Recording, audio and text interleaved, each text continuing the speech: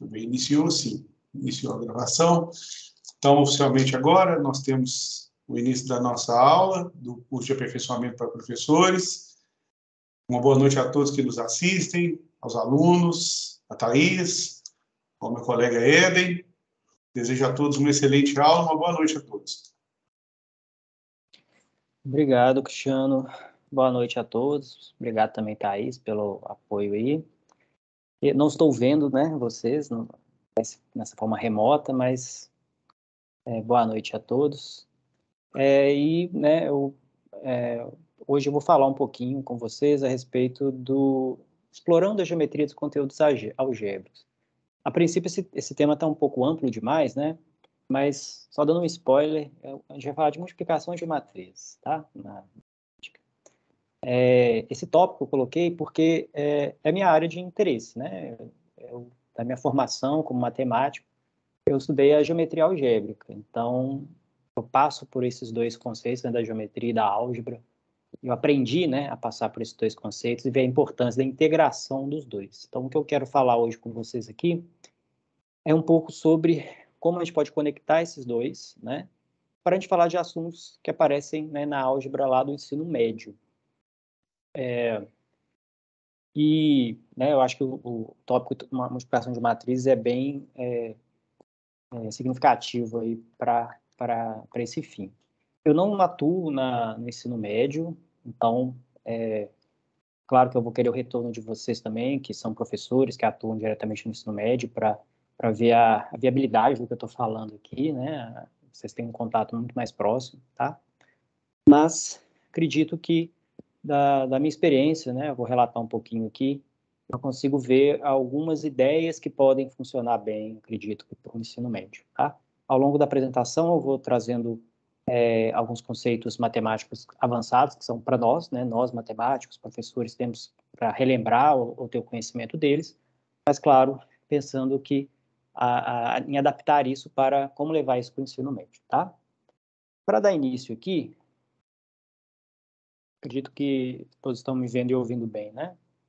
Se tiver algum problema aí, tá? Isso é minha vida, por favor. Começar aqui falando sobre a álgebra e a geometria, álgebra versus geometria, né? Por muito tempo, né, assim, da minha formação, eu vi as duas coisas de forma bem separada. Eu, enquanto aluno, né, de ensino fundamental e médio, eu era bem mais afim da álgebra. Adorava mexer com as equações, brincar ali com as equações, né? Para mim era como se fosse um jogo de estratégia mesmo, né? Você tem pecinhas, que são as variáveis, as constantes, e você tem as operações com regras, você pode movimentar as pecinhas de acordo com essas regras. E aí você chega, né, monta um quebra-cabeça, tem a resolução de um problema. Então, para mim, isso já era por si só divertido. Essa abstração, né, que muitos alunos tinham dificuldade, era para mim, por si só, já satisfatório. Eu lembro até quando eu estava na oitava série, né, na minha época era a oitava série, o final do ensino médio, ou do ensino fundamental, eu lembro da minha professora de matemática obtendo a fórmula de Bhaskara. Ela fez o completamento de quadrados, né, no equação do segundo grau, para mostrar, chegar na fórmula. Aquela manipulação algébrica toda, né, para mim, assim, eu lembro, tá na minha memória registrado ainda. Foi a partir dali que eu falei, não, a matemática eu gosto demais. Então, foi pela álgebra que a matemática me conquistou, por essa abstração da geometria, né? E por aí foi, né? Durante o ensino médio, a parte de números complexos e matrizes foi a parte que também já me chamou mais atenção quando eu estudei o ensino médio. E só que eu tenho consciência de que, pelo que eu vejo dos meus alunos até da graduação, isso não é tão geral, né? Eu acho que os alunos eles têm muita dificuldade na matemática justamente pela abstração que a álgebra tem, pela desconexão que ela cria com um objeto mais concreto, que faz sentido para eles. Fica muito regras, ideias, conceitos, e eles não conseguem conectar com algo mais palpável para eles, né? E ao longo da minha graduação, isso se estendeu também. Eu gostava dos conteúdos mais algébricos, mas teve uma coisa que me começou a botar em dúvida, alguma coisa, que foi quando eu estava fazendo a geometria analítica, né? No primeiro ano, né, da graduação, eu vi a geometria analítica e a álgebra linear. Quando eu vi a geometria analítica, eu aprendi junto com uma turma de engenharia, então a gente viu aquelas fórmulas, os conceitos de forma muito mecânica. Para calcular o alto valor, faz assim, faz assado, para multiplicar a matriz é assim, assado, para resolver um sistema escalona, etc. Então, era muita questão de algoritmos, aplicação de algoritmos e cálculos. Eu fazia isso muito bem, mas o nome geometria analítica, para mim, não fazia muito sentido, né? Falava de vetores e bases, mas ainda era muito algébrico. E quando eu fiz álgebra linear, que a princípio seria mais algébrico, foi quando fizeram a conexão para mim, né, com a geometria. Isso se deve, claro, ao professor, principalmente, né? E a escolha que ele fez, as referências que a gente usou. Então, a partir dali, mesmo estudando uma álgebra linear mais abstrata, que a princípio seria disciplina, trazer, né, a ideia de que, ao resolver um sistema, você está fazendo interseção de retas e planos, que era uma coisa que, né, já temos como ter esse conhecimento já até no ensino médio, mas se isso não é falado, não é explicitado, e mais, né, não é colocado como forma de ensino do aprendizado, né, se você só comenta por uma curiosidade, não vai captar, né, mas se você já constrói conhecimento com base nisso, as coisas fazem mais sentido. Quando você pensa que a resolução de um sistema 2x2 tem a ver com a interseção de duas retas, você enxerga por que pode ter uma só solução, infinitas ou nenhuma. Você enxerga, você visualiza, você percebe as retas, né? A interseção de retas. Então, esse tipo de abordagem que conecta, né, a geometria com a álgebra, que dá sentido geométrico às contas que você está fazendo e representa algebricamente a geometria que você está fazendo, isso começou a fazer sentido depois que eu fiz essas duas disciplinas. Eu percebi que na geometria analítica eu não tive a visão tão algébrica quanto me deu na álgebra linear. E aí foi seguindo, né? A gente faz as disciplinas, né, de álgebra, estruturas algébricas, anéis, domínios, estuda polinômios, grupos e vai aprofundando na álgebra. Eu sempre gostando daquilo, mas chega um ponto, né, quando eu entrei na área de geometria algébrica, a gente estuda primeiro álgebra comutativa, a gente estuda anéis, anéis neterianos, localização de anéis, anéis quocientes, e aí você começa a perder um pouco. Aí comecei realmente a perceber assim, peraí, eu gosto de álgebra, mas agora já começou a ficar um pouco mais denso esse negócio, né? Não tem como desenhar isso, não, né? Que a gente pensa assim, a geometria é uma maneira de desenhar para você entender, né? E foi aí que eu comecei a perceber a necessidade de vincular mesmo a geometria na álgebra para eu estudar e dar continuidade no meu estudo, né? Mesmo gostando de álgebra, a álgebra está ficando pesada para mim. E aí, com o estudo da geometria algébrica, né, você começa a representar as características de um objeto geométrico a partir de expressões algébricas, de conceitos algébricos mais profundos, e aí você começa a fazer mais sentido as coisas, né? Então, ao longo de toda a minha trajetória aí dentro da álgebra, eu fui percebendo a necessidade de me aproximar mais da geometria. Mas demorou, né? Demorou, e eu ainda estou em processo de entender melhor, né? Hoje, atualmente, eu dou aula para graduação de engenharias aqui no Cefet. Então, isso continua sendo uma coisa importante, que para eu passar as ideias algébricas para os meus alunos, é até uma demanda dos próprios alunos, né? O que isso quer dizer? Essa conta que você está fazendo, você resolveu uma equação diferencial, mas o que isso significa? Qual a intuição por trás disso? Eu vejo a necessidade de vincular a geometria. Então, imagina para um aluno do ensino médio, né, que está vendo pela primeira vez a multiplicação de matrizes, uma fórmula estranha, uma maneira diferente de multiplicar, e que para ele não faz sentido algum, né? Então, a minha ideia aqui essa apresentação de hoje é tentar trazer uma abordagem que vincula a geometria no ensino aí da álgebra, no caso da álgebra matricial, tá? Não é nenhuma novidade, né? Você tem vários livros que fazem essa abordagem, mas muitas vezes durante as nossas aulas, né, tudo tão corrido, a gente tem que cumprir o conteúdo, cumprir a ementa, a gente acaba focando muito mais na parte algorítmica, né, de como fazer as contas, do que tentar trazer para os alunos uma intuição melhor do que ela está representando, tá? Então, só comentando, né, nessa questão de álgebra versus geometria, muitas vezes, né, quando a gente separa bruscamente essas duas áreas, parece álgebra é o que faz conta, geometria é o que faz desenho, entre aspas bem grandes aí, né? Ou álgebra é a coisa mais abstrata, a geometria é a coisa mais concreta, né? Você também sabe que a geometria não é concreta, né, gente? Reta, ponto e plano não existe. São representações abstratas que a gente cria, que a gente vê, né, que a gente percebe no nosso entorno. Mas mesmo assim, a gente costuma colocar essa oposição. Ou então que a álgebra é mais racional e a geometria é mais intuitiva, justamente porque a geometria está mais próxima da nossa percepção, né? Geometria, a métrica da Terra, né? Ou também a precisão versus percepção, né? A álgebra ela é uma conta, uma expressão que tem uma igualdade, que dá umas coisas bem definidas, enquanto a geometria é o que você visualiza, você percebe. Então, você teria essa divisão. Mas a gente pode aqui ficar tentando fazer contraposições entre álgebra e geometria, mas hoje eu vejo que isso é meio inútil. O mais interessante é a gente ver álgebra e geometria, essas coisas andando juntas, tá? A parte abstrata vem de ambas, a parte concreta também, né? A base concreta vem de ambas. É claro que a matemática é abstrata por si só, mas a base concreta vem para ambas. A questão de precisão e percepção, a geometria também tem a sua precisão, tem a sua maneira de precisar as coisas pelos conceitos. E a álgebra também tem a sua maneira de perceber, né, as coisas. Então, tudo isso está conectado e a gente tem que saber, né, como professor, a gente tem que saber conectar isso bem para passar isso de forma mais clara para o aluno. E quem sabe, a partir daí, motivar ele a entender melhor esses conceitos, tá?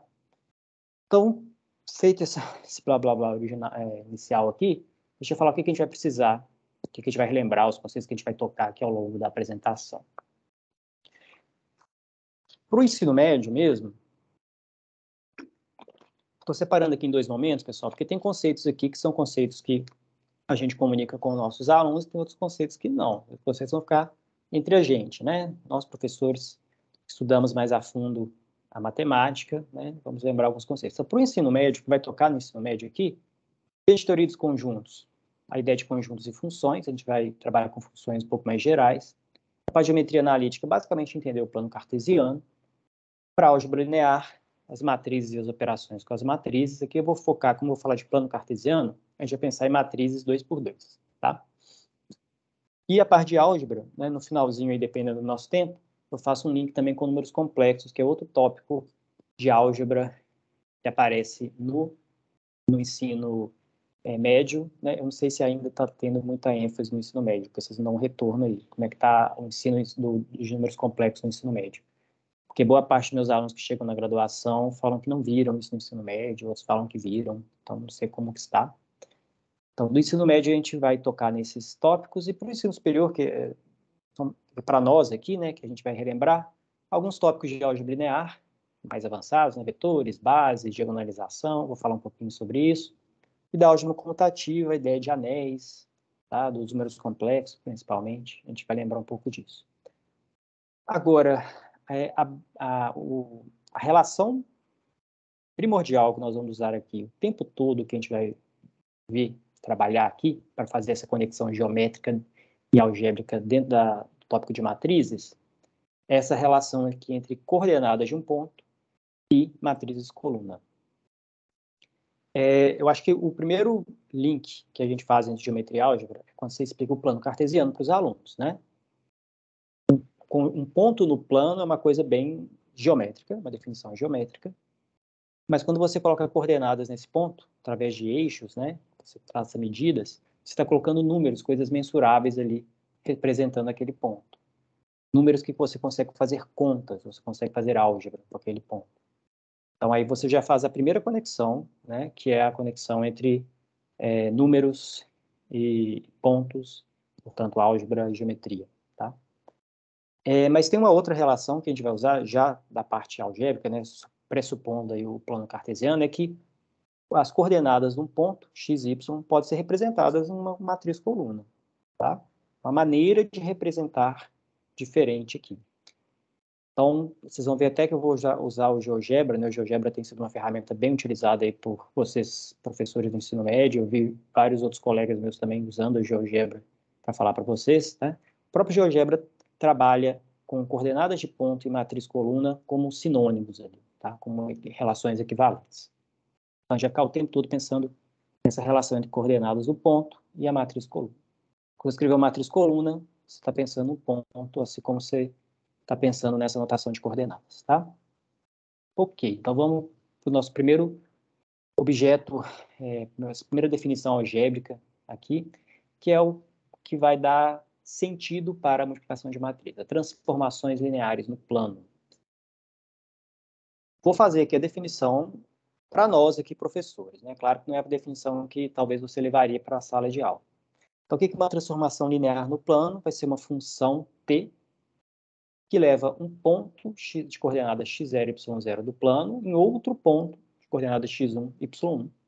E essa é a função, a fórmula, né, que transforma esse ponto x0, y0 no ponto x1, y1, é dada por expressões lineares. Tá? Então, mais explicitamente, o ponto x1, y1, que seria a imagem, né, da transformação, a imagem do ponto x0, y0 pela transformação t, aqui, é dada por uma fórmula linear, né? Só multiplicações e soma aqui, multiplicação por escalar e soma.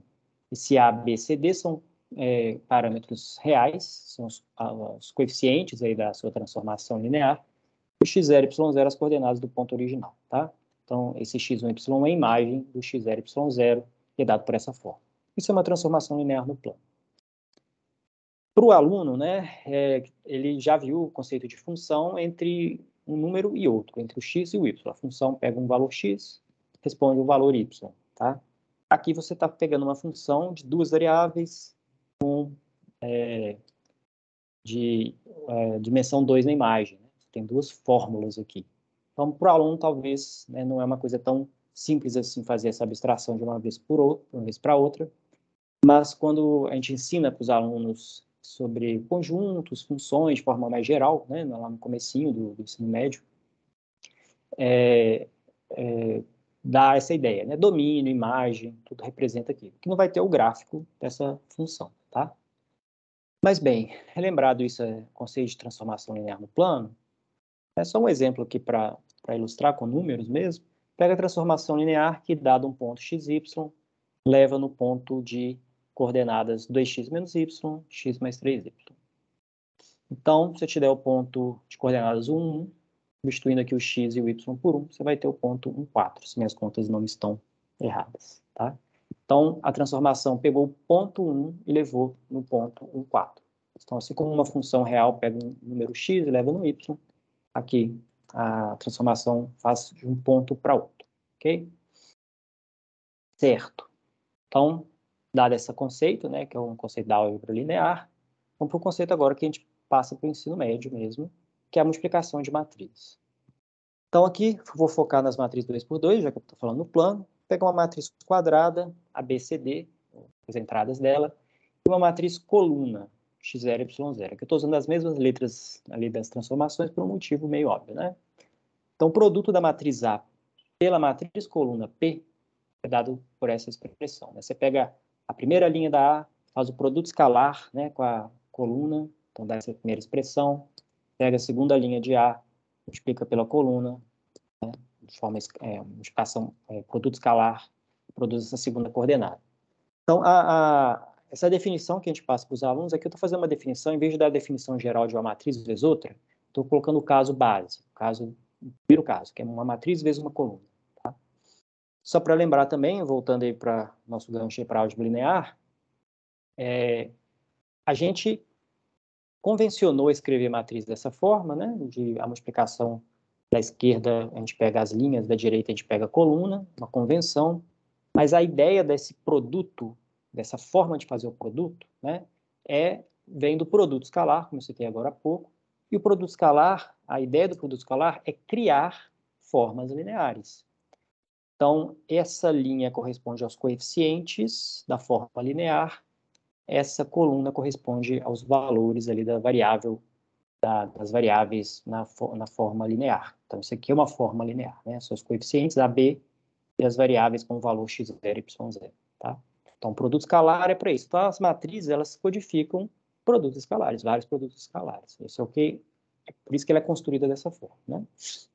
Agora, uma vez que a gente lembra como é que multiplica uma matriz vezes uma coluna, aí você estende para matrizes 2 por 2. Né? Você pode multiplicar duas matrizes quadradas pensando assim. A matriz da esquerda, matriz A, com as entradas A, B, C, D, e a matriz da direita, eu vou pensar em colunas. Né? Esse P1 e P2 são as duas colunas da matriz B.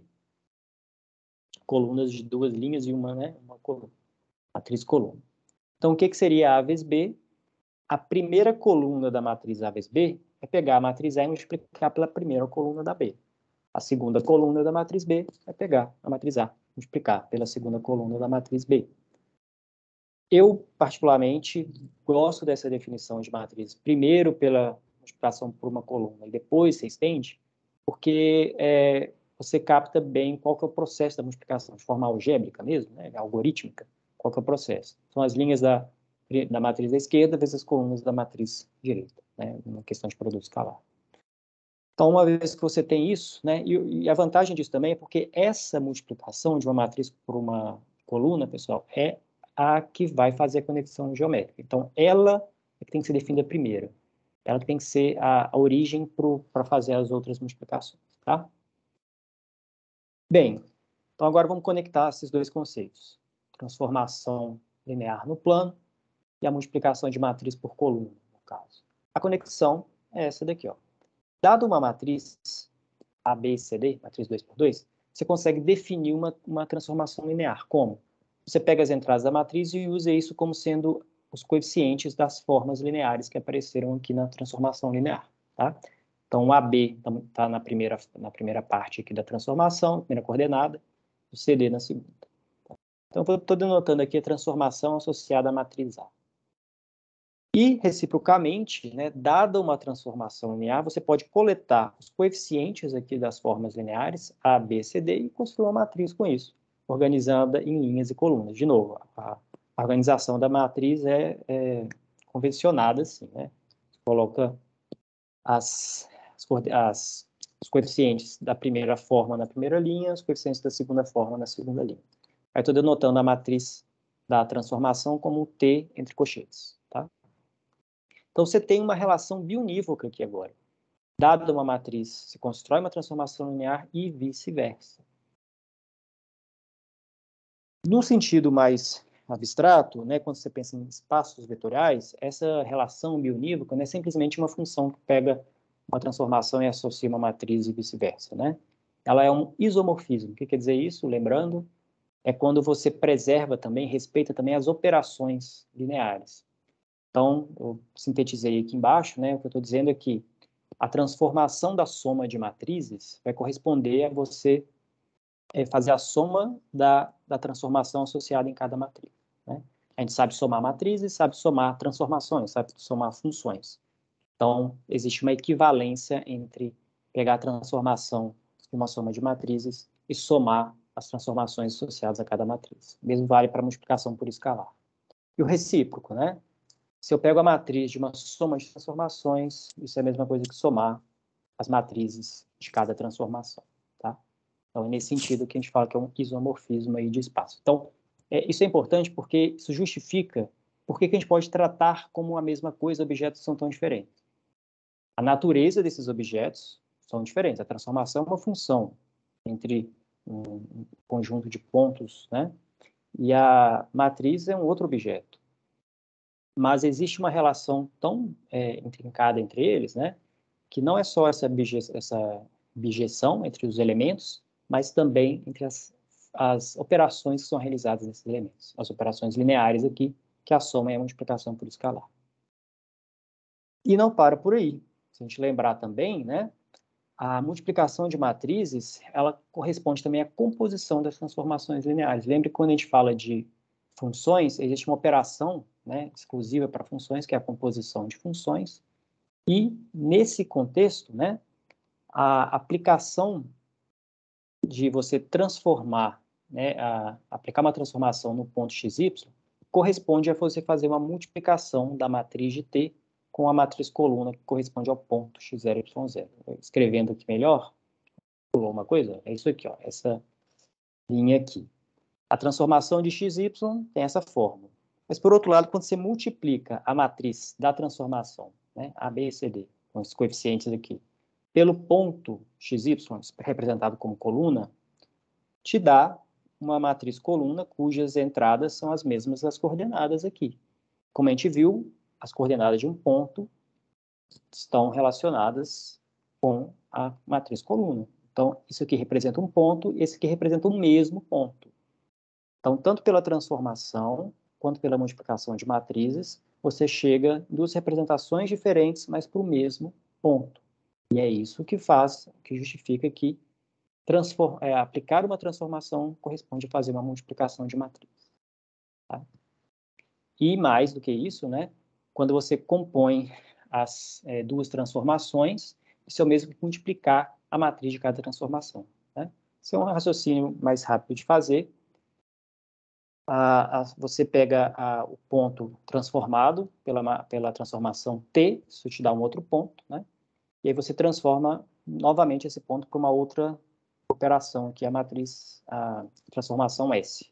Então, isso é como se você multiplicasse primeiro o primeiro ponto pela matriz T e o resultado multiplicasse pela matriz S. Então, uma composta de transformações é a multiplicação de matriz.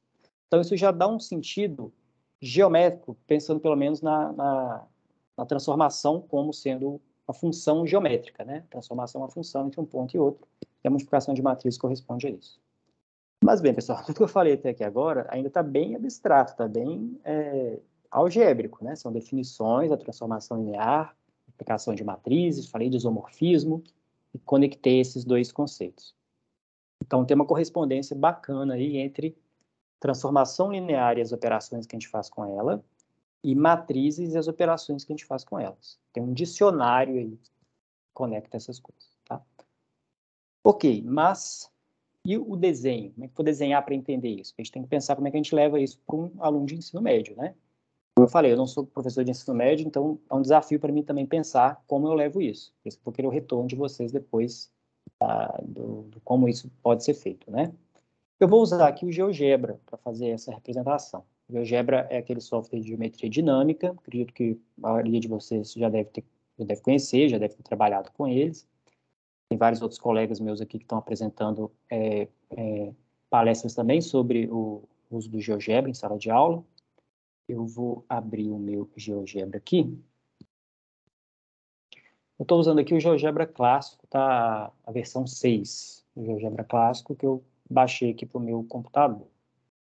Mas eu acredito que a maior parte das funções que eu vou usar aqui também estão na versão online, ou estão na calculadora gráfica do GeoGebra. Então tá aí a janelinha do GeoGebra. Deixa eu só voltar para a minha apresentação aqui e contar o que eu vou fazer, tá? Eu vou fazer primeiro uma representação estática, sem usar a ferramenta dinâmica do GeoGebra. O que eu vou fazer? Qual que é a ideia aqui? Lembra que quando a gente estuda espaços vetoriais, a gente está sempre buscando uma base. A base é aquele conjunto de vetores, né? Vetor é outro conceito que a gente não fala para os alunos, né, do ensino médio. Eu acredito que não, né? Eu lembro de ver o conceito de vetores aparecer muito na física, associado à força e tal, mas a gente não faz abordagem matemática de vetores para alunos, né? Mas quando a gente estuda na álgebra linear, você pensa sempre nos vetores, uma base de vetores, que a partir da base é que você consegue estender várias propriedades para o espaço todo, né? Você consegue discretizar aquele espaço a partir da base. Só que como a gente não tem essa ferramenta com os alunos em geral, né, os de vetores, no sentido matemático mesmo, eu vou fazer uma simulação de vetores, que é o seguinte. Eu vou construir um quadrado unitário, vou chamar de quadrado de referência, usando aqueles vetores da base. Tá? Então, um quadrado que pega a origem, pega o ponto 1, 0, que seria o vetor vetor unitário da direção do eixo x, o 0, 1, que é o vetor unitário da direção do eixo y, e o 1, 1, que é a combinação mais simples entre esses dois vetores, que é a diagonal do quadrado, né? De lado 1. Então, eu vou partir desse quadrado. O que eu vou fazer? Eu vou aplicar a transformação linear nos pontos, nos vértices desse quadrado, e ver para que lugar a transformação leva esses 4 pontos. Esses 4 pontos vão formar um outro quadrilátero, e aí a gente consegue enxergar qual foi a transformação, daí justificar o nome, né? Qual a transformação que essa multiplicação de matrizes causou nos pontos do plano. Porque você fazer uma transformação num ponto sozinho pode não ser muito esclarecedor, né? Então, deixa eu ir lá para o GeoGebra. Então, vou construir aqui primeiro o nosso quadrilátero, vou marcar os nossos pontinhos aqui. A ferramenta de ponto, deixa eu dar um zoom aqui no nosso quadrilátero unitário.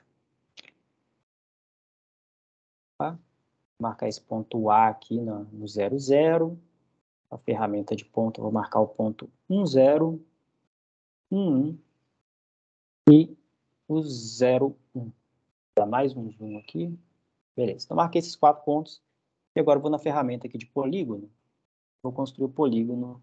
Ligar A em B, B em C, C em D, D em A. Beleza. Formei esse quadrado, que eu vou chamar de quadrado de referência, tá? Agora eu preciso de uma matriz. Como é que no GeoGebra a gente representa uma matriz? O ponto já tem a letra A aqui para representar o ponto A, né? Então eu tenho que usar uma outra letra para matriz, eu vou usar T, que é o que eu estava chamando da transformação, né? Estou usando a letra para representar a transformação para chamar a matriz, mas vocês entenderam que tem uma relação bem íntima entre as duas, né? Como que no GeoGebra, não sei se vocês estão vendo aí embaixo, ó, consegui trazer mais para cima, mas está aqui embaixo, né, o cursor, a gente representa matrizes como sendo uma lista de listas. Como é uma matriz 2 por 2, vou representar duas listas. Uma lista representando a primeira linha e uma lista representando a segunda linha. Vou colocar isso dentro de uma outra lista. Então, eu abro uma lista, que é com uma chave, né?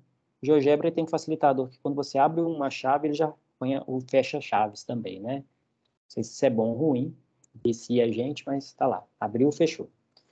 Dentro dessa lista, eu vou colocar mais duas listas, separadas por vírgula aqui. Aí eu vou colocar uma matriz aqui. Deixa eu pensar uma matriz. Eu vou usar a matriz... A matriz é aquela que eu usei como exemplo ali. 2 menos 1. A transformação que eu usei ali no exemplo, né? 2 menos 1 e 1, 3, se não me engano. Tanto faz, porque é só um exemplo para a gente visualizar. Então, veja bem, né? Coloquei duas listas dentro de uma lista. São as duas linhas da matriz. No Enter aqui, ele já entende isso como uma matriz. 2 menos 1 a primeira linha, 1, 3 a segunda linha. E agora, como é que eu multiplico nessa matriz pelos pontos? Os pontos, se vocês observarem aqui no GeoGebra, ele colocou em coordenada do plano cartesiano, a notação mais usual para pontos. E a multiplicação de matriz só faz sentido se você multiplica uma matriz vezes uma outra matriz. No caso, ali é a matriz coluna. Mas o GeoGebra, ele já faz essa conversão automática para a gente. Ele já enxerga um ponto das duas formas. Tanto em coordenadas, como a gente está habituado, quanto em matriz coluna. Então, se você pedir a matriz T multiplicada pela matriz coluna do ponto A, por exemplo, é só você fazer o seguinte. Está aqui embaixo. Vou chamar, já usou A, B, C, D. Vamos colocar E, F, G, H, tá? Para os pontos de imagem. Então, o E vai ser a imagem do ponto A. Então, é T vezes A. Então, a princípio, tem um abuso de notação aqui. T é uma matriz, A é um ponto. Você não multiplica matriz por ponto, né, rigorosamente. Mas o GeoGebra já converge isso quando você já... Esqueci a palavra errada, esqueci a palavra. Enfim, já vai converter isso, né? Quando está um Enter aqui, ele já vai dar a coordenada do ponto. Tá? Então, ele multiplicou a matriz por um ponto e deu um ponto. Ele já pensou que esse ponto era uma matriz coluna, fez a multiplicação e retornou no ponto. Tá? Então, é isso que eu falei desde o começo. A gente está sempre pensando ponto como duas formas de representar que são equivalentes. Então, o E é T vezes A. O F vai ser T vezes B. O G vai ser T vezes C. F, G. Vezes C. E o H vai ser meu ponto T vezes o D. Então, criei 4 pontos aí, E, F, G, H. Eles já saíram fora da minha janela aqui. Deixa eu dar um zoom aqui.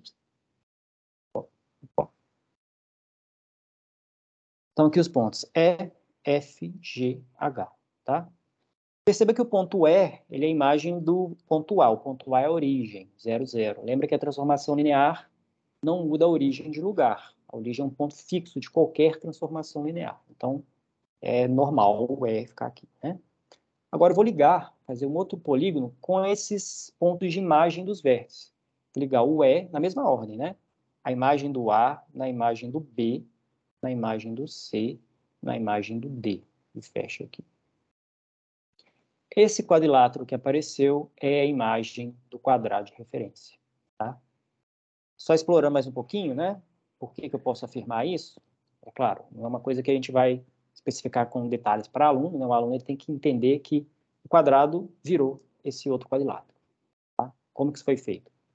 Lembra que a transformação linear, ela tem a propriedade, né, de como ela trabalha com formas lineares ali, ela não faz curvas, ela não cria curvas. Então, a imagem desse conjunto de pontos aqui que está nesse segmento do lado do quadrado aqui de baixo, vai ser levado num segmento. Tá? A imagem do segmento vai ser outro segmento. Ele pode inclinar o segmento, ele pode esticar o segmento, mas ele não pode encurvar. Transformação linear nunca encurva as coisas. Então, com isso, a gente sabe que todos os pontos que estão dentro desse quadrado vão cair nos pontos dentro desse quadrilátero, tá? Desse paralelogramo aí no caso. Então, basta você saber a imagem dos vértices e você sabe que o resto está indo junto, tá? Não tem outra opção. Se o lado do quadrado é um segmento, o lado da imagem aqui também tem que ser um segmento, e aí fecha tudo direitinho, tá? Então, essa é a propriedade das transformações lineares. Agora, o que a gente pode ver é o seguinte, o que seria interessante perceber? Qual a transformação que foi feita aqui? Como é que a gente descreve essa transformação? Você tinha um quadrado, virou um paralelogramo. Então, primeiro ele já entortou, né, esse paralelogramo. Você pode perceber aqui pelas coordenadas, pelas linhas aqui do GeoGebra, que os lados opostos são paralelos, continuam paralelos, então de fato é um paralelogramo, né? A inclinação aqui é a mesma, só pegar pela coordenada x pela y aqui, tá? Você tem também, o que mais dá para afirmar aqui? Mas ele está torto, né? Ele continua um paralelogramo com lados opostos paralelos, mas os ângulos aqui não são mais de 90 graus. Eu acho que dá para, algum argumento aqui das inclinações, dá para concluir isso, né? Que mais? Você pode pensar que ele está um pouco rotacionado, né? Fixando a origem, você fez um giro ali, fixando a origem. E também você aumentou a área desse quadrado, você esticou, criou esse quadrado. E de forma não homogênea, né? Você puxou mais de um lado do que do outro. Tanto que tem um comprimento maior aqui do que aqui. Você fez uma série de transformações aí nesse quadrado básico para virar esse quadrilátero imagem, tá? Então, esse é o efeito da transformação linear, né, dessa forma. Por que eu fiz dessa forma, pessoal? Porque se você fazer a transformação linear de um ponto jogou em outro ponto, assim, eu acho que o aluno não vai perceber o que aconteceu ali. Né? Uma coisa muito aleatória. Jogou um ponto no outro, tal. Mas quando você olha para uma figura como um quadrado unitário, né, como eu falei, está sendo usada aqui a ideia dos vetores, você consegue enxergar a deformação que foi feita no espaço, tá? Ok. Mas essa representação ainda não é a mais ideal, tá? O GeoGebra tem potencial para fazer um pouco mais que isso. Eu vou fazer uma representação dinâmica no GeoGebra, tá? Para fazer essa representação dinâmica, vocês já devem ter visto esse conceito também, existe uma ferramenta muito útil, tá? Que eu acho que para o ensino, assim, eu faço isso com os meus alunos na graduação. Imagino que para os alunos, enquanto aluno no ensino médio, se eu visse dessa forma, ia dar uma outra visão para mim da geometria, né? De ver as coisas se movendo, as coisas acontecendo ali dinamicamente. E aí eu vou fazer o seguinte, vou usar o controle deslizante, que é uma ferramenta aí do GeoGebra, que permite você associar um parâmetro, variar os valores desse parâmetro para construir o seu objeto, tá? Só que nesse caso eu vou fazer uma coisa bem abstrata, que é claro, a gente não conta para os alunos, né, que estou fazendo, mas eu vou fazer, pessoal, a parametrização no conjunto das matrizes. A gente está acostumado, quando a gente fala, né, da álgebra linear, a fazer parametrização de reta, de curva. Você assume um parâmetro que, cada valor do parâmetro, você associa um ponto. Ok. Mas aqui eu vou fazer o seguinte, para cada valor do parâmetro eu associo uma matriz. De certa forma, eu vou estar ligando uma matriz na outra. Isso aí é um nível de abstração maior, que é o que a gente chama de topologia. Quando você pega um conjunto abstrato e associa a ele uma forma. Né? A topologia, ela meio que imita a geometria, coloca dentro de um conjunto mais abstrato. Então, no conjunto das matrizes, você pode estabelecer uma topologia e você consegue enxergar as matrizes como pontos. Tudo que a gente faz na geometria, né, vai ter um paralelo ali no conjunto das matrizes. Isso que eu fiz aqui, então, é como se fosse um segmento, tá, formado por, em vez de pontos, formado por matrizes. Então, eu estou aqui, está invertido aqui meu sinal aqui, de maior e menor que aqui. O S está entre 0 e 1, tá? Então, quando o S varia entre 0 e 1, eu estou pegando essa família de matrizes. Para cada valor de S, você vai dar uma matriz. Estou fazendo as operações com matrizes. Ó. o S é um escalar, aqui está uma soma, esse I2 é matriz de identidade. O que acontece nessa minha fórmula aqui? Ó?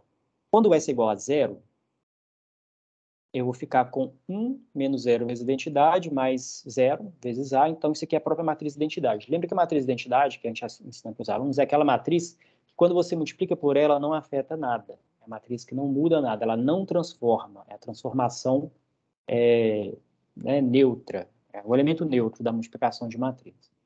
Então, eu começo com essa transformação, matriz de identidade. E aí eu vou variando o valor de S, até que quando S for igual a 1, o que acontece? Quando S é igual a 1, aqui vai anular, como é matriz de identidade, vai ficar só a matriz A. Então, quando S é igual a 1, vai virar a matriz A. Então, é como se eu pegasse a minha matriz de identidade e fosse fazendo uma modificação contínua nessa matriz até que ela virasse a matriz A. Quando eu faço isso nas aplicações, na transformação, eu vou ver qual que é o movimento que essa matriz vai fazer na transformação, tá? Isso é o que a gente chama de, no sentido da topologia, o que a gente chama de uma homotopia. É um caminho dentro desse espaço topológico, né? Que aí eu estou ligando uma função na outra, uma matriz na outra, tá? E aí deixa eu representar isso aqui no nosso GeoGebra. Eu já estou com ele feito aqui, eu já vou abrir para poupar nosso tempo. Espero que esteja aqui, né? De vez em quando eu apanho do GeoGebra, está aqui, ótimo. Na hora de salvar.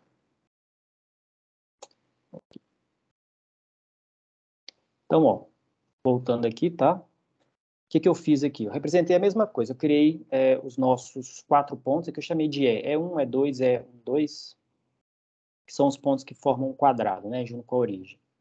E aqui está o polígono que forma um quadrado unitário. Aí eu criei esse parâmetro S, tá, que é um controle deslizante, que varia de 0 a 1. E aí criei essa matriz aqui, eu chamei de A, a matriz 1 menos S vezes a identidade, mais S vezes aquela matriz A. Entendeu? Então, aquela fórmula que estava no slide, eu passei aqui para o GeoGebra, fazendo operações matriciais. No caso, como o S aqui está 0 no parâmetro, ó, a matriz A, quando eu substituo o S por 0 aqui, dá a própria identidade. Beleza. E esses pontos Y aqui, ó, são os pontos imagem dos vértices do quadrado unitário, tá? Então, quando S é igual a 0, eu estou aplicando a identidade, ou seja, não estou mudando, não estou transformando o meu quadrado unitário. Ele está quietinho ali. Agora, quando eu for variando o S, eu vou vendo continuamente, né? Está no contínuo ali do segmento, continuamente como a transformação vai agindo nesses pontos até levar ele no final, né? Na imagem ali pela matriz A. E que o S vai subindo, ó, eu vou vendo... Ah, meu filho, vem que não... Deixa eu fazer um passo a mais aqui, pessoal, que apagou aqui. Não quero isso, não. Quero criar um polígono aqui com os pontos da imagem. Isso, por favor. Então, volta aqui. Está zerado, tá? Então, o polígono ali do quadrado unitário está fixo. E agora eu vou criar esse novo polígono, que é o polígono de imagem. Vou mudando o S. A cada ponto, o S vai, ó. Então, você fica vendo, fica mais claro de você ver que tem uma rotação acontecendo.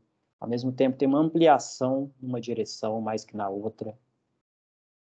Ao mesmo tempo, também, que dá para captar uma inclinação que está sendo aplicada nos lados.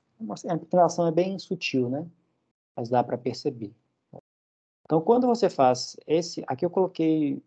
Dá para colocar um incremento menorzinho para ver isso funcionando mais de forma contínua, mas eu acho que essa movimentação aqui é o que deixa mais claro para o aluno, deixaria para mim, enquanto aluno, pelo menos, a movimentação para fazer justificativa do nome que a gente dá de transformação. Você transformou um quadrado nesse objeto, nesse outro quadrilátero, tá? Então, isso seria o efeito da multiplicação de matrizes nos pontos do plano, tá? Em outros termos, a gente chama isso de ação, né? A aplicação da matriz nos pontos do plano gera uma ação, né? Então, essa transformação seria essa ação de pontos ali, certo? Esse tipo de atividade, pessoal, como faz parte do mini curso, eu criei um estudo dirigido, digamos assim, de atividades e já está na página, acho que é a página, no repositório que vocês têm de atividades, tá? E é para trabalhar com esse conceito aí. Eu dou 2 matrizes para fazer na mão, no desenho mesmo, tá? Não no GeoGebra, como que se faz essa movimentação, né? Eu dou lá uma matriz diagonal e uma matriz de rotação para calcular as imagens dos vértices do quadrado de referência. Eu acho legal fazer essa conta na mão para a gente ver o nível, né, para a gente sentir como é que vai ser para os nossos alunos fazerem, tá? Aquilo. Ou como é que a gente pode explicar aquilo para os nossos alunos. Porque se a gente for direto para o GeoGebra, não sei, né? Eu acho que, ok, se visualiza bacana tal, mas é legal fazer, né? Manipular aquelas expressões, mas que eu acho que a geometria ela pode nos trazer essa intuição, essa percepção. Eu acho que o cálculo é importante para sedimentar, né, as definições, os conceitos. Enfim, deixa eu voltar aqui para a nossa apresentação. Então, resumindo, né? Você pode fazer uma representação estática, que você pega os pontos iniciais e já mostra os pontos finais, tá? Ou então uma representação dinâmica que mostra como esses pontos iniciais foram continuamente levados e transformados nos pontos iniciais. E como vocês viram ali, eu fui descrevendo a transformação através de algumas palavras aí, né? Mudança de escala, rotação e tal. Mas é porque na prática as transformações que a gente tem no plano são desse tipo. Só relembrar isso.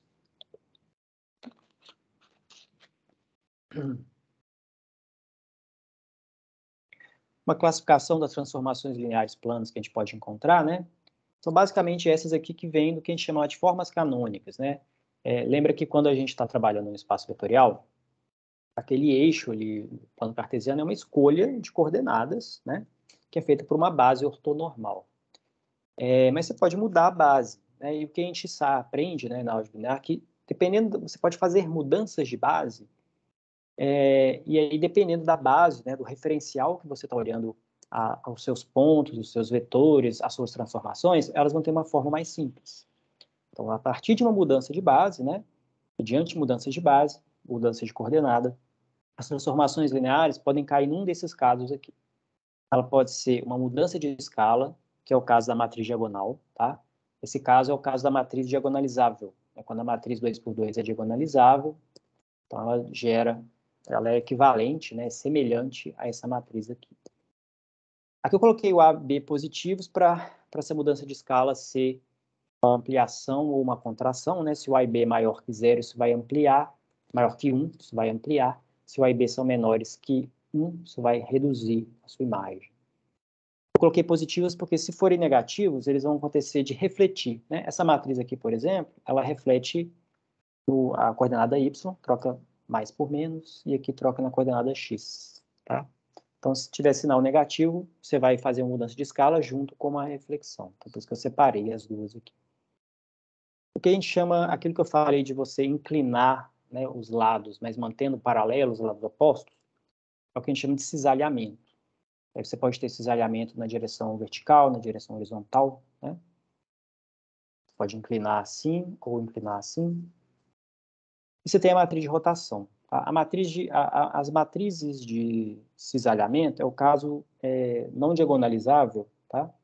E aí entra essa outra teoria aqui, que é a teoria das formas canônicas de Jordan, para ver quando a matriz não é diagonalizável, qual que é o formato dela, né? No caso 2 por 2, isso é bem controlado. E no caso da rotação, é quando os autovalores são complexos. Lembra que os autovalores eles são raízes de um polinômio. No caso da matriz 2 por 2, são raízes de um polinômio de grau 2. Então, pode haver raízes complexas com pares conjugados, né? Então, nesse caso, esse θ aqui é o argumento do número complexo, tá? Ele aparece nesse formato aqui, da rotação. Então, basicamente, são essas transformações lineares planas. Outro detalhe aqui, eu estou falando de transformações que são... como é que a gente fala? São bijeções, né? Elas não... elas têm determinante... O determinante dessas matrizes é diferente de zero. E se o determinante da matriz for igual a zero, essa matriz vai contrair, né? Ela vai colapsar algumas direções. Né? Você vai colocar, ela deixa de ser injetora, né? No caso aqui, todos esses casos que eu estou fazendo são casos que o determinante é diferente de zero, para garantir que essas transformações são injetoras, são sobrejetoras, e aí a gente consegue ver uma transformação de fato no plano, tá? Tem outros casos, mas são casos degenerados, são casos onde o determinante é igual a zero. Muito bem. Agora, vou voltar aqui para o GeoGebra só para ilustrar alguns casos aí de mudança de escala ou de cisalhamento e rotação, tá? Deixa eu voltar aqui. Vou usar esse caso. Só vou mudar a matrizal. Essa matriz aqui que eu estou fazendo a homotopia, controle deslizante. Vamos colocar, por exemplo, uma matriz diagonal 2, 3. Tá? Eu vou aqui. Olha que legal, não sabia que o GeoGebra já deixava alterar direto na matriz aqui. Ótimo. Tá. Então, troquei aquela matriz pela matriz diagonal. Vocês estão enxergando aqui, né? Matriz 2, 3. Então, o que essa matriz vai fazer? Ela vai esticar 2 unidades na direção x, 3 unidades na direção y. Se olhar para o quadrado, ele não inclina o quadrado, ele não gira o quadrado, ele só estica 2 vezes na direção x, 3 vezes na direção y. Tá? Então, essa é a matriz de mudança de escala. Se eu colocar a matriz com um número negativo aqui, o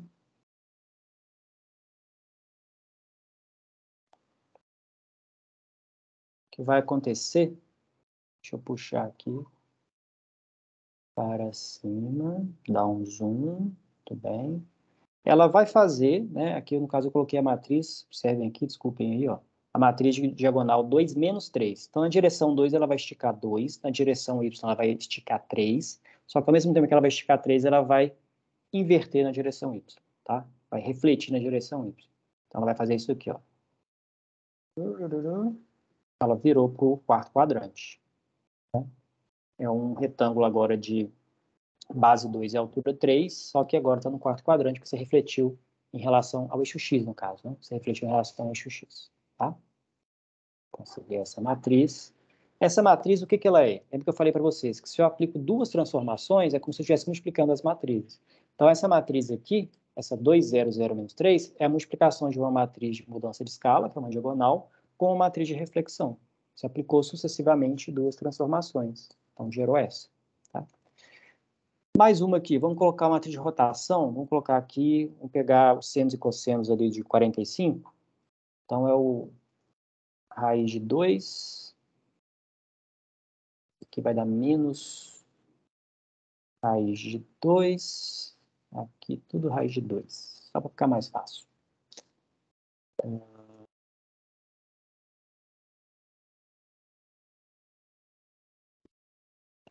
Então, essa matriz corresponde à rotação de 45 graus, já que ali o seno e cosseno está sendo... Não, 45 não, né?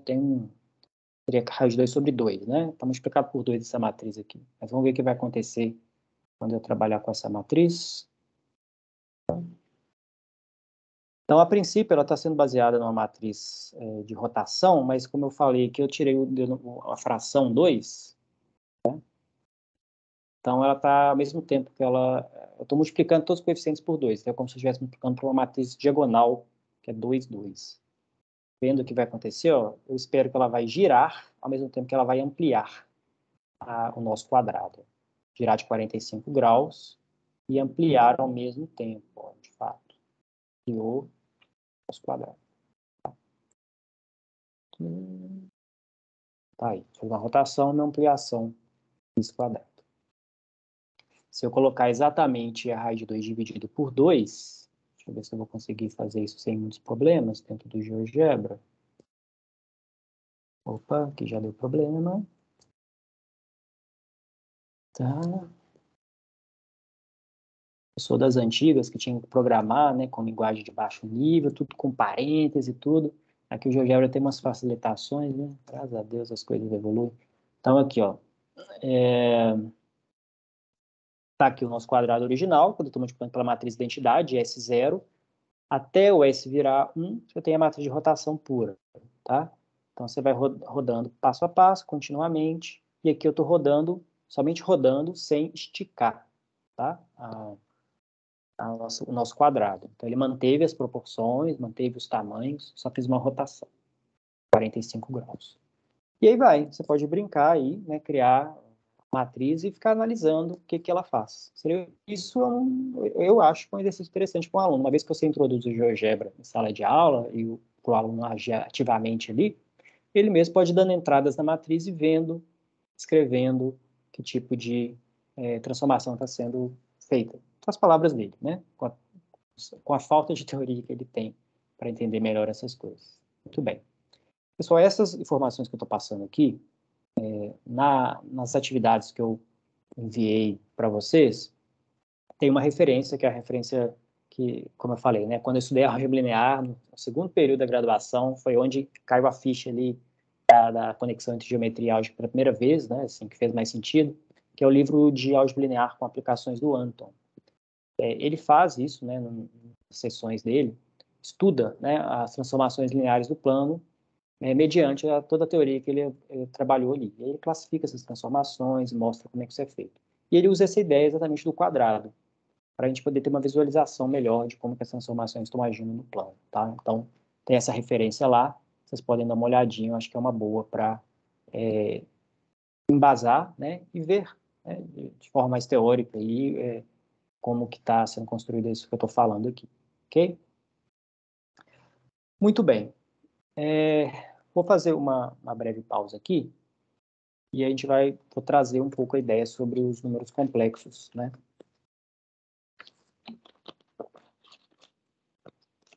Então, outra coisa, esse arquivo GeoGebra aqui que eu fiz, se vocês acharem interessante, eu posso enviar também para o grupo de vocês, ou pode ser disponibilizado na página do curso, só para vocês terem um referencial. Ele não está muito bonitinho, né? Ele não está... Escolhi letras bem escolhidas, eu não fiz comentários, explicações, mas só para vocês terem um ponto de partida, né? Quem quiser implementar isso por si só e fazer, talvez, trabalhar em sala de aula, poder ver um exemplo de como é que isso está funcionando, tá? Eu não salvei ele no repositório online do GeoGebra. Pode ser também uma possibilidade. Ou ver aí. Vocês me dão um retorno depois. O que mais que eu tinha que falar dessas coisas? Tudo bem, acho que é isso. Então, vamos falar um pouquinho de número complexo agora, né? Então, antes de eu recapitular aqui, então, o que eu quis trazer aqui para vocês, né? Quando a gente ensina multiplicação de matrizes quando a gente aprende, no caso, eu nunca ensinei multiplicação de matrizes no ensino médio, né? Mas, pelo menos na graduação, quando eu dou o curso de Geometria Analítica e Álgebra Linear, a gente vai falar de multiplicação de matrizes para os alunos. Eu tento trazer essa abordagem para que eles possam visualizar, né? É claro que a gente está nesse vício visual, né? Seria mais correto falar de percepção, mas realmente eu tenho uma defasagem no sentido de entender como que por exemplo, um aluno com deficiências visuais, né? Uma pessoa com deficiências visuais, como é que a gente explicaria isso para ele? Assim, eu não sei. Claro que tem maneiras de ensinar geometria com um aluno nesse caso, mas eu realmente, como eu não estou dentro da área da educação, não lido com essa situação muito diretamente, eu não sei. Seria interessante vocês, professores, principalmente quem tem interesse nessa área, ou lida com isso, né, mais diretamente, repensar como essa questão do movimento, né, que eu acho que é a parte principal ali dessa abordagem, pode ser feita para alunos com pessoas com deficiência visual, tá? Mas, de toda forma, a geometria, ela é percepção, né, que seja pelo toque. Então, acho que dá para fazer adaptações. Eu não tenho competência para pensar ou saber como isso é feito, mas acredito que muitos de vocês devem ter, né? Mas a ideia é a seguinte, ó. A multiplicação de matrizes, que a gente ensina como uma fórmula, ela fica muito sem sentido. Por que a multiplicação de matrizes não é multiplicar a primeira entrada com a primeira, a segunda com a segunda, a terceira com a terceira, a quarta com a quarta? A soma é assim, né? Você soma entrada a entrada. Por que a multiplicação não é? A gente não fala para os alunos, discute isso. Ó, a multiplicação é assim, faz a conta. Por que a multiplicação não é comutativa? A gente aprende que multiplicar número é comutativo. Aí quando você vai multiplicar matriz, não é comutativo? Mesmo com matriz do mesmo tamanho? Por quê, né? Matriz quadrada do mesmo tamanho? Então, eu acho que quando você introduz essa ideia geométrica, essa visão geométrica de que a multiplicação de uma matriz por uma coluna, que é um ponto, está fazendo uma transformação nesse ponto, as coisas começam a fazer um pouco mais de sentido, né? Algumas transformações, não importa a ordem com que você opera, mas algumas outras fazem, né? Por exemplo, fazer uma mudança de escala e uma reflexão, tanto faz a ordem. As matrizes diagonais comutam, né? Mas você fazer um cisalhamento e depois a mudança de escala, será que isso vai alterar? Então, pode ter algumas matrizes que, né, olhando como transformação, faz diferença a ideia da comutação, né? Por que elas não comutam, tá? Outra coisa, né? Mostra também que tem um significado aquela operação que a gente faz de multiplicar a linha da matriz da esquerda com a coluna da matriz da direita, né? Ela é feita para produzir aquelas fórmulas lineares. E aí isso tem, mesmo que o aluno não entenda o que é a forma linear, mas pelo menos isso você mostra, né? Que essa operação tem uma ação, ela realiza uma ação. A multiplicação de matrizes realiza uma ação que tem um significado para eles, com essas operações, com esses tipos de transformações, que é mais palpável para ele. Então, ele começa a fazer esse link. Eu acredito que torna a coisa um pouco mais pé no chão para os alunos, quando você faz essa conexão com a geometria, em vez de ensinar apenas a multiplicação como faz contas, multiplica, né? Agora, realmente é um desafio você inserir isso no seu conteúdo de forma transversal, não só como uma curiosidade ou como uma aula extra, né? Como é que faz isso de forma transversal, que acompanha todo o ensino? Eu acredito, né, assim, pelo que eu vejo com os meus alunos no ensino superior, se os alunos entenderem bem como é que funciona a matriz 2x2, gente, como é que aplica, como é que funciona, que é o caso que a gente consegue desenhar de forma fácil, né, no plano cartesiano, tá ótimo. Né? Eu vejo muitos alunos que chegam no ensino superior que decoraram muitas coisas lá no ensino médio, mas depois eles não conseguem conectar, ver como é que... Não lembra, né? Porque foi muito decorado, ouviu conteúdo de forma muito algorítmica. Agora, se eles entenderem bem essa visão, ter essa intuição para entender como é que a matriz 2x2 funciona, depois é só estender, né? A gente faz isso na graduação. A gente trabalha inicialmente com 2 e 3, que é o plano e o espaço, e depois, uma disciplina mais avançada é que a gente vai fazer o RN, né, com mais dimensões. Se o aluno entender bem o 2 no ensino médio, nossa, fantástico. Não precisa nem realmente ficar falando muitas propriedades de determinante, regra de Cramer, sabe? Eu acho isso secundário. Acho que o mais importante é entender que as operações de matriz têm um significado, carregam um significado de aumento. Tá? A mesma coisa vale para números complexos. Né? Quando um outro tópico delicado aí do ensino médio são os números complexos. Como eu falei, eu não sei se atualmente isso ainda está na ementa do ensino médio, ou é uma coisa opcional, tá? Nas referências didáticas. Eu sei que não cobra no Enem, né? Mas eu não sei. O que eu tenho dos meus alunos, né, e de algumas pessoas que eu conheço do ensino médio, é que algumas escolas ensinam, outras não. Vai depender um pouco desse currículo de cada escola, né? Mas a ideia dos números complexos é ainda mais triste do que a multiplicação de matriz. Faz menos sentido para o aluno ainda. Começar pelo nome, né? O número é complexo. Ele já pensa assim, é um número difícil.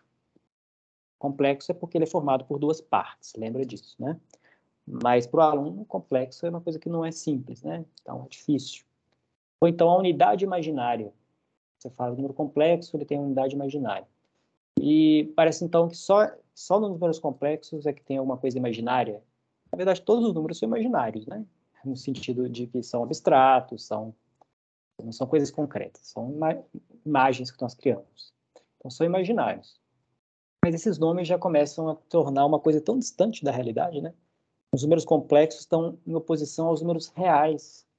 Então, quer dizer que o número complexo não é uma coisa real no sentido próprio da palavra. Então, isso já começa a criar um certo distanciamento, né? O que o número complexo representa, significa? E aí, quando você vai estudar a origem dos números complexos, fica um pouco mais abstrato ainda para o aluno. A gente costuma apresentar os números complexos depois do estudo de polinômios. A gente fala sobre o estudo de polinômios, né? Raízes de polinômios, e tem alguns polinômios de grau 2 que já não têm raízes reais. E aí que vem a ideia de trabalhar com os números complexos. Então, a definição algébrica dos números complexos, ela provém desse estudo da solução de polinômio. Então, só lembrando aqui, né, para o que a gente já viu na graduação da gente mesmo, mas só para reconectar aqui o conhecimento teórico, como é que a gente constrói algebricamente o conjunto dos polinômios? Você pega o conjunto dos números complexos, pega o conjunto dos polinômios na variável x com coeficientes reais, tá? Então, você tem todos os polinômios, todos os graus, tudo ali bonitinho. Nesse conjunto, você vai fazer o que a gente chama de um quociente, né? O que é isso? Você vai criar uma relação ali onde que todo polinômio que for múltiplo de x ao quadrado mais 1, lembra que com polinômio você tem divisão de polinômios, pode falar que um polinômio é múltiplo de outro, tem quociente e resto, né? Então, todo polinômio que for múltiplo de x ao quadrado mais 1, você fala que ele vale zero, você joga fora. Pega só o que sobra, módulo, né, fora os polinômios que são múltiplos de x ao quadrado mais 1. Então, o que isso acontece? Aí surge o que a gente chama de números complexos. Esse conjunto, se você joga fora os polinômios x ao quadrado mais 1, é como se você estivesse falando que x ao quadrado mais 1 é igual a zero, ou seja, x ao quadrado é igual a menos 1. Então, esse x não é um número real, né? É um símbolo novo que você inseriu ali, que tem a propriedade que o quadrado está igual a menos 1.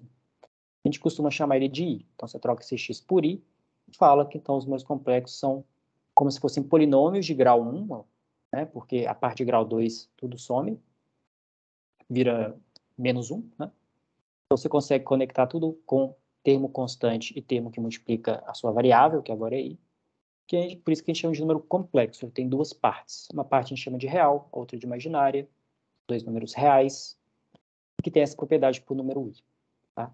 Então, a construção algébrica dos números complexos vem dos polinômios. Tanto que as operações que a gente realiza sobre os números complexos são as mesmas operações com polinômios. Você coleta os coeficientes independentes, coleta os coeficientes do i, né? Faz isso tanto na soma, na multiplicação você faz a distribuição, como se fosse um polinômio, mas sempre lembrando que i ao quadrado é menos 1, i ao quadrado é menos 1. Você sempre reduz isso para a forma a mais ib. Então, isso é um número complexo, uma construção realmente algébrica, porque a origem dele é para solucionar equações polinomiais, tá? Que a princípio não tinham soluções reais, mas a partir dos números complexos você gera soluções para ele. E lembra que a partir dos números complexos é que a gente tem o teorema fundamental da álgebra, que garante que sobre o conjunto dos números complexos, quando você pensa em polinômios permitindo números complexos, tanto nos coeficientes quanto nas raízes, todo polinômio de grau n tem exatamente n raízes, contando com as multiplicidades. Então, a gente constrói os números complexos para resolver polinômios. Isso é uma coisa bem algébrica, né? Um objetivo bem algébrico. Mas aí lembra, né? Polinômio, pessoal, é a expressão mais simples que nós temos para trabalhar matematicamente. Por quê? Ela só trabalha com as operações, as 4 operações fundamentais que a gente ensina para os alunos no ensino fundamental, né? Somar, subtrair, multiplicar e dividir. A potência é uma multiplicação iterada. Então, o polinômio ele só mexe com as operações que a gente chama de algébricas. Então, esse é o mais palpável, essas operações são as mais palpáveis para o aluno. Lembra que a definição de seno e cosseno passa por construções geométricas, né? A definição de logaritmo exponencial passa por outras construções que a gente nem conta para os alunos no ensino médio, né? A gente só vai ver no ensino superior, que tem a ver com limites, continuidade, derivadas. Então, as únicas operações que o aluno está desde sempre trabalhando são as operações básicas, aritméticas, que é o que constrói os polinômios. Então, já tem um pezinho na realidade deles, né? As operações, mexer com polinômio é isso. E várias fórmulas que a gente apresenta para os alunos, área de quadrado, volume, tudo são fórmulas algébricas, né? Então, para o aluno é sempre mais fácil. Na física, inclusive, né? São produtos, somas, então é mais conhecido dos alunos trabalhar com expressões algébricas ou racionais. Muito bem. Agora, tá, beleza. Ele tem um potencial algébrico, ele tem uma origem algébrica, mas não só aí. Os números complexos também têm uma representação geométrica, e isso é, inclusive, apresentado no ensino médio, tá? No currículo do ensino médio, que é basicamente você enxergar as duas coordenadas, né, as duas partes do número complexo, as duas componentes do número complexo, como coordenadas de um ponto. Então, quando você faz isso, você transforma um número complexo num ponto do plano, duas coordenadas. E aí que vem uma coisa que tem que ser colocado já na essência da definição do número complexo, eu acho que para o aluno de ensino médio que vê isso.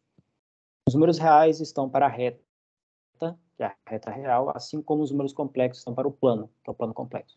Então, assim como a gente faz muitas construções sobre a reta real, né, uns conceitos ali sobre a reta real, usando os números reais, o mesmo vale para os números complexos. Eles vão permitir estudar o plano com uma nova abordagem. Mas isso ainda é uma coisa bem geométrica, tá? Eu acho que é aí que tem que ser o foco. Assim como eu comentei no caso das matrizes, né, que é muito mais importante para o aluno entender como que as operações matriciais lidam ali com objetos geométricos, eu acho importante ver os números complexos nesse formato. Mais do que ficar decorando aquela fórmula da potência de número complexo, das raízes enésimas de um número complexo, né? Eu acho interessante a gente pensar nos números complexos nesse formato aqui, por conta dessa, né, maneira de ver. Então, os números complexos, eles dão uma nova abordagem de trabalhar com o plano cartesiano. Tá? A gente pode pensar assim. E, em particular, né, se um ponto do plano cartesiano pode ser visto como uma matriz coluna, então, o mesmo se aplica para o número complexo. O número complexo A mais IB pode ser visto como matriz coluna, quando você está pensando nele como um ponto do plano. Ou seja, o que eu falei ali agora, né, de aplicar matrizes, transformações, também vale para números complexos. Então, uma vez que você pensa o número complexo como um ponto, você conecta com a álgebra linear. Essa relação aqui, ó, é até também um isomorfismo, tá? Um isomorfismo de espaços vetoriais. O espaço dos números complexos, com a soma e a multiplicação por escalar, tem essa semelhança com o espaço das matrizes coluna, com a soma de matriz coluna e a multiplicação escalar. Nesse caso, o número complexo tem uma vantagem adicional a você pensar num ponto, meramente um ponto, porque ponto você não soma, ponto você não multiplica. Ponto é objeto geométrico, você não faz operações com ponto, tá? Mas com número complexo você faz operações.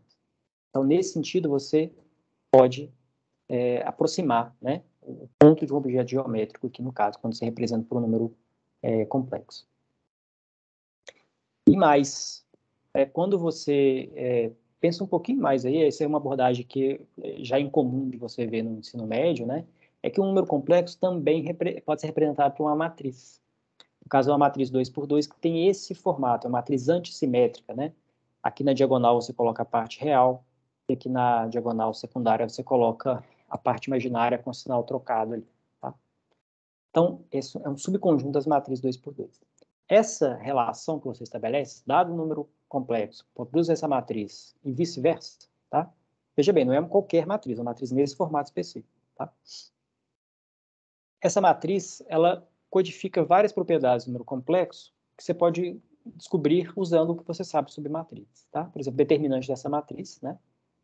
Só vai dar zero se o número complexo for zero. Isso é uma propriedade que tem, isso é fácil de ver. Mas essa informação, ela traz uma curiosidade a mais. Então, quer dizer que se um número complexo pode ser visto como uma matriz, então o número complexo também pode ser visto como uma transformação linear, né?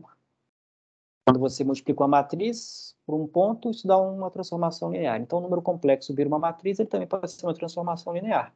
Acho que aí já começa a ficar um pouco mais, muitas relações na cabeça do aluno, né? Como é que a gente aborda isso? Mas o mais interessante é que, quando você pensa no número complexo como essa matriz, a multiplicação de números complexos corresponde à multiplicação de matrizes.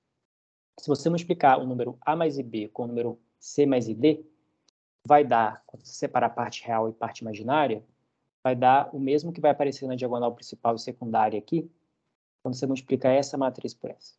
Tá? Faz o teste aí para vocês verem. Né? Quando você coleta os coeficientes da parte real e quando você coleta os coeficientes aqui da diagonal principal, tá? Vão dar o mesmo, vão dar uma correspondência equivalente. Então, essa representação, ela ganha até da representação anterior. Ó. A representação anterior, que é a matriz coluna, ela corresponde à soma e à multiplicação por escalar, que são as operações lineares, da álgebra linear. Mas a representação matricial do número complexo ganha ainda uma interpretação a mais para a multiplicação de números complexos. Então, além da soma e da multiplicação por escalar, ela ainda codifica a multiplicação. Então, ela ganha mais uma informação.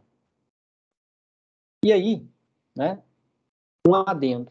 Lembra que a gente ensina para os alunos no ensino médio, que é a forma polar do número complexo, que é uma maneira de você enxergar aquele número complexo a partir da distância que ele tem da origem, né, e do ângulo que ele faz com o eixo x, que é a norma, o módulo do número complexo e o argumento dele.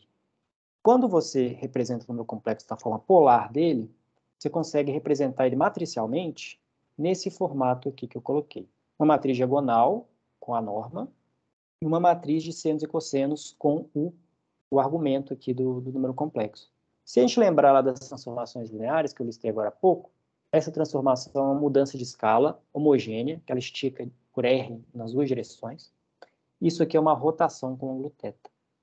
Ou seja, o número complexo, o efeito de multiplicar o número complexo no outro é fazer uma mudança de escala pela norma e uma rotação pelo argumento dele.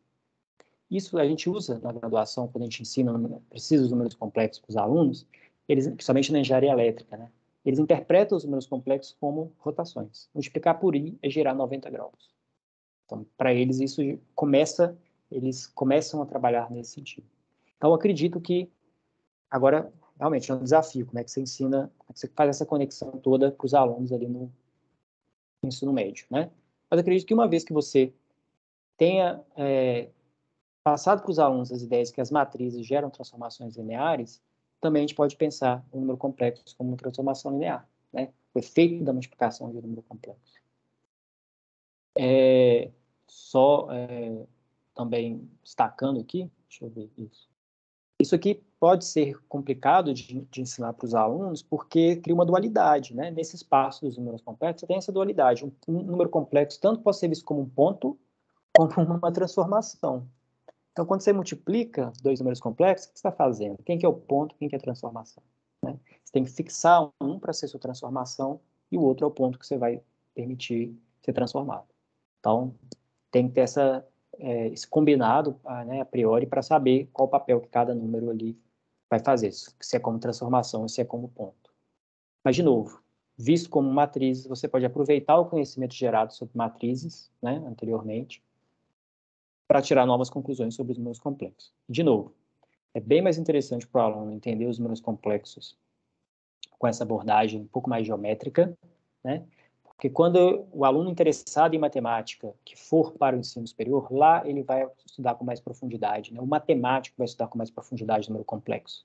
No ensino superior, se ele for ver número complexo, é mais interessante que ele entenda que ele representa o plano, que ele serve para estudar plano e transformações no plano. Mais importante isso do que decorar algumas fórmulas que a gente vê lá para números complexos, né? Bem, pessoal, eu termino por aqui termino um pouco mais cedo, termino por aqui a minha apresentação. Então, resumindo, né? Acredito que é um desafio, sim, a gente tentar fazer essa conexão de forma transversal no ensino, em sala de aula, com o tempo que a gente tem, com a cobrança, a pressão sobre o conteúdo, né, sobre cumprir as ementas, mas a gente tem que repensar. E como eu falei, isso que eu estou trazendo para vocês não é nenhuma novidade. Tem vários livros que fazem essa abordagem já de forma intrínseca.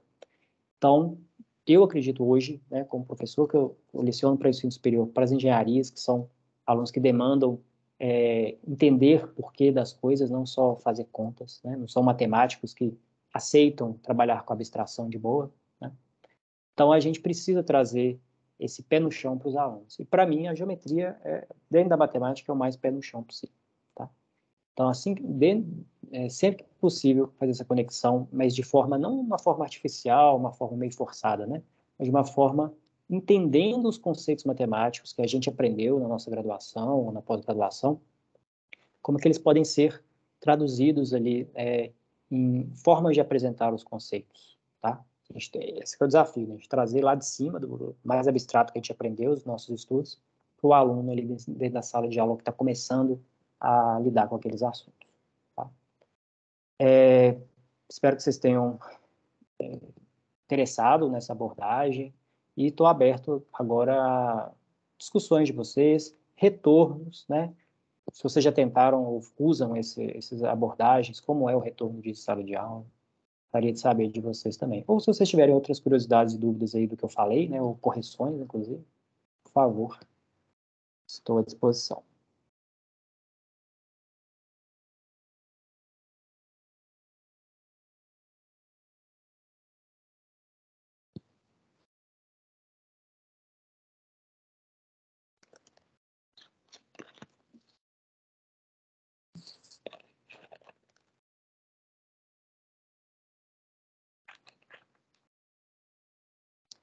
Deixa eu ver aqui no chat.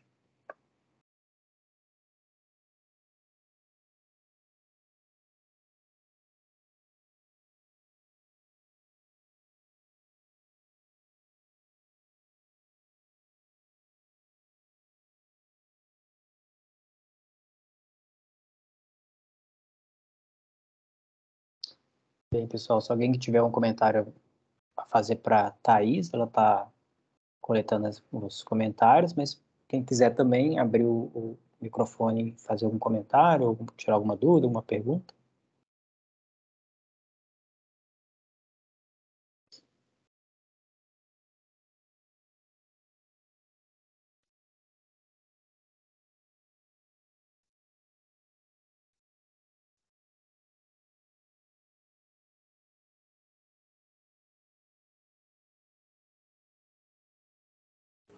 Professor, boa noite. Boa noite. Muito obrigada pela explicação, foi uma ótima aula. Gostaria de manifestar aqui o interesse, como foi mencionado, de colocar no grupo do WhatsApp essas informações lá que você fez no GeoGebra. Você tinha colocado essa possibilidade e eu acredito que isso ajuda, sim, a fazer os exercícios. Muito obrigada. Ok, obrigado. Vou fazer isso sim.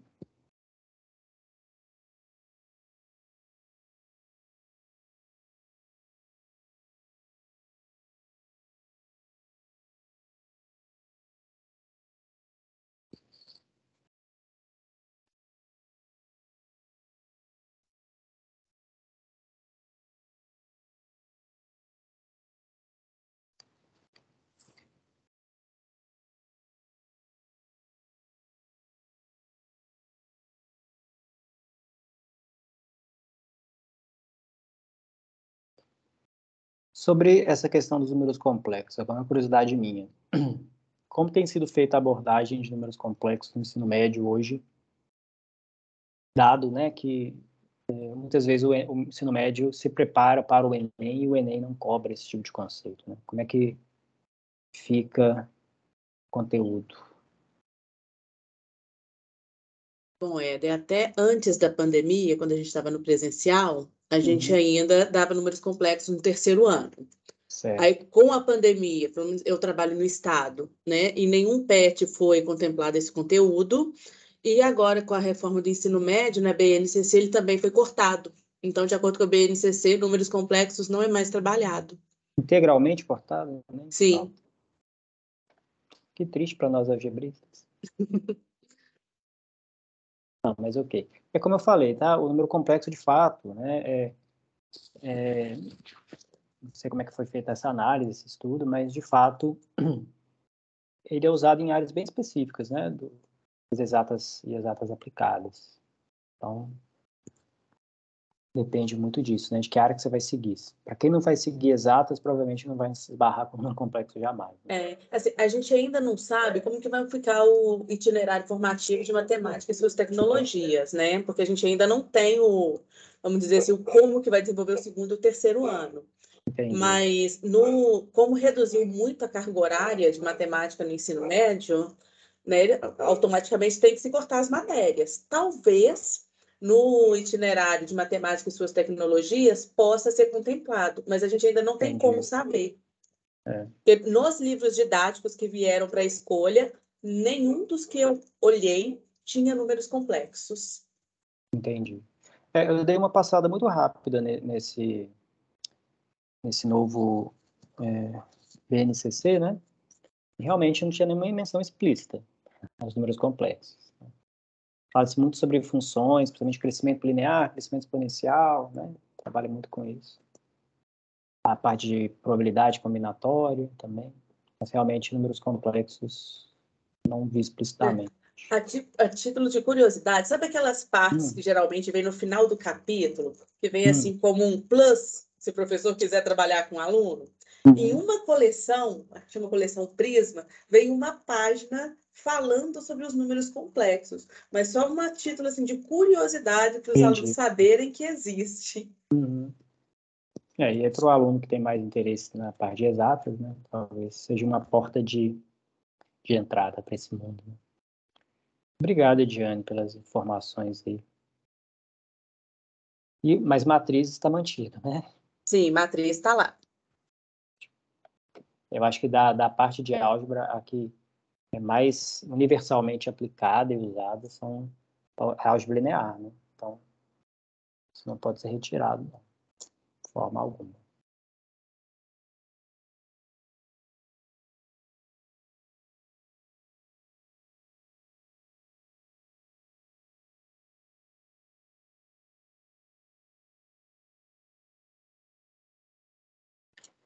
Bem, pessoal, só enquanto ainda a gente está com tempo aqui, eu só vou dar uma mostrada para vocês na atividade que está lá disponível na página, só para eu já dar uma adiantada e vocês vendo, tá? Deixa eu abrir aqui.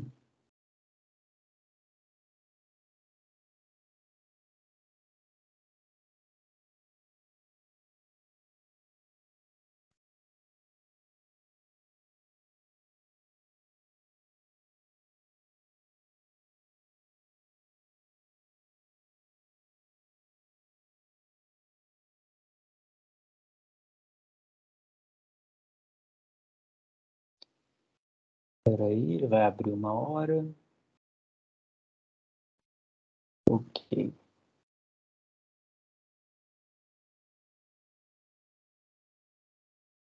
Vocês estão visualizando a página aqui de exercício, PDF que eu abri? Sim. Tá.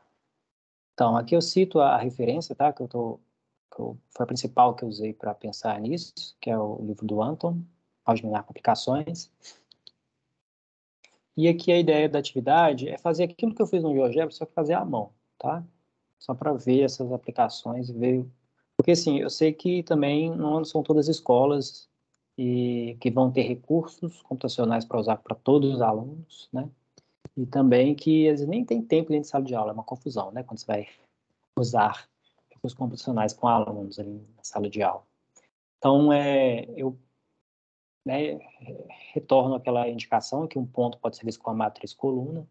E aí dou duas matrizes, uma matriz diagonal, com entrada 2, 2, e essa matriz de rotação, aquela matriz de rotação de 45 graus que eu falei, né? O cosseno e o seno de 45 aqui.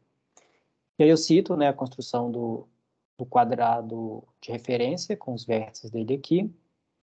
Aí, o que é a atividade?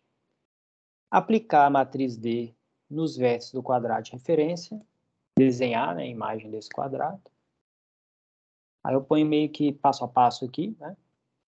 E fazer o mesmo depois para a matriz de rotação R, essa aqui, e a matriz, e depois o produto das duas matrizes. Né? Multiplica D vezes R e faz essa aplicação para ver o que acontece. E eu proponho algumas questões que é interessante vocês pensarem, ou até dar um retorno até para nós mesmos, dos professores, né? De que como que você pode fazer o aluno perceber, né? Quando ele faz aquela transformação, seja no GeoGebra ou seja à mão aqui, que eu pedi para vocês, como é que ele pode identificar que aquela matriz causou aquele efeito, fez uma mudança de escala, fez uma rotação, né? Quais informações geométricas você pode olhar ali, como é que você vai medir o ângulo, medir a inclinação dos segmentos, né? Usar os conhecimentos que a gente tem de geometria plana para realmente o aluno ver, ah, não, aqui, ó, esticou os dois lados na mesma proporção, né? Multiplicou por 2 o comprimento dos lados do quadrado, então ele fez uma ampliação. Então ele, né, o ângulo entre os lados do quadrado e o eixo mudou de 45 graus, né? Ele pode calcular ali. Então esse tipo de abordagem, né, para o aluno mesmo perceber que tipo de transformação foi feita ali, né? Isso é possível de ser feito. E algumas outras questõezinhas para se pensar, tá? Na ideia de fazer o aluno assimilar aquela multiplicação de matrizes como, de fato, uma transformação no plano, tá? Então, dê uma olhadinha na atividade, eu acho que pode gerar ideias bacanas aí. E dê uma olhadinha também na referência que eu indiquei, que lá ele faz essa abordagem mais completa, tá?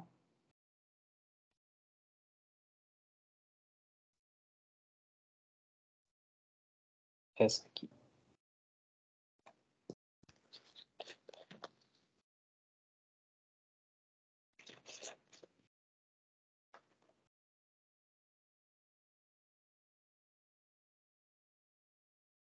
Bem, alguém levantou a mão aqui, deixa eu ver quem.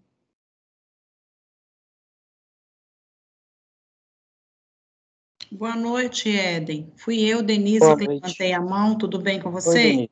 É agora que eu vi a sua mão levantada, desculpe, pode falar. Tudo bem? Ô, Éden, na verdade, eu estou querendo fazer uma pergunta mesmo para a Thaís, pode ser? Ah, sim, claro, pode ir.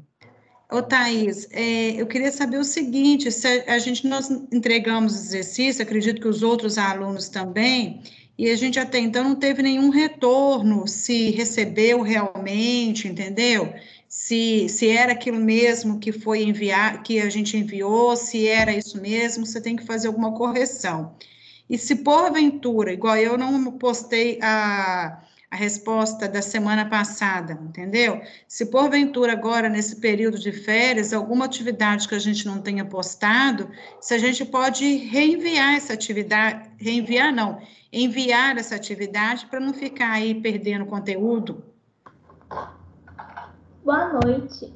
Olha, reenviar, eu creio que o Cristiano não vai abrir, porque essas atividades contam como presença.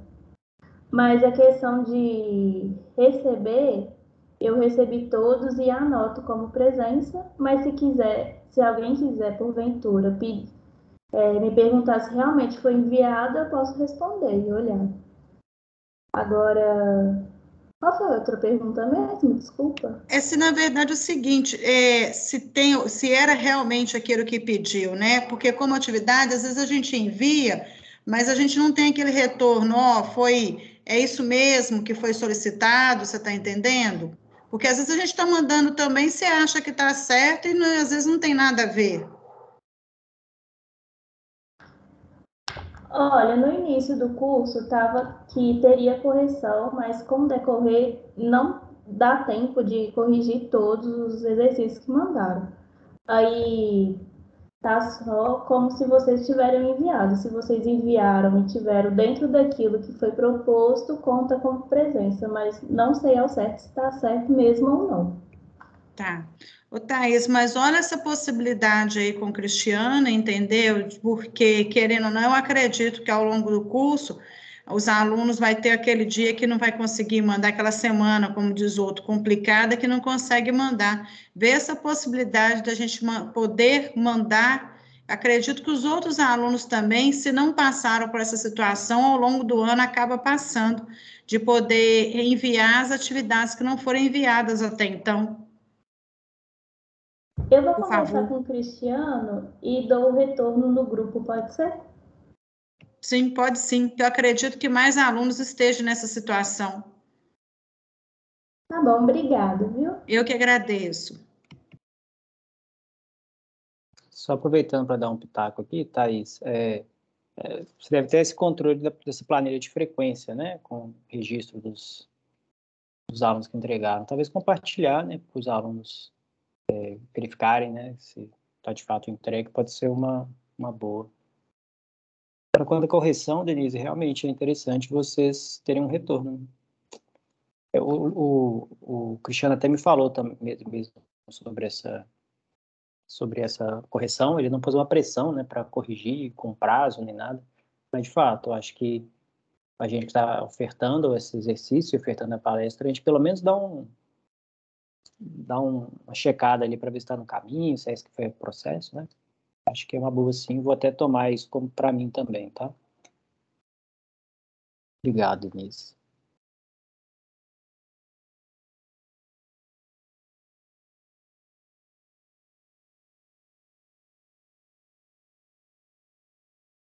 Então, pessoal, eu acredito que se não houver mais comentários, dúvidas, sugestões, tá? Eu estou encerrado a minha palestra.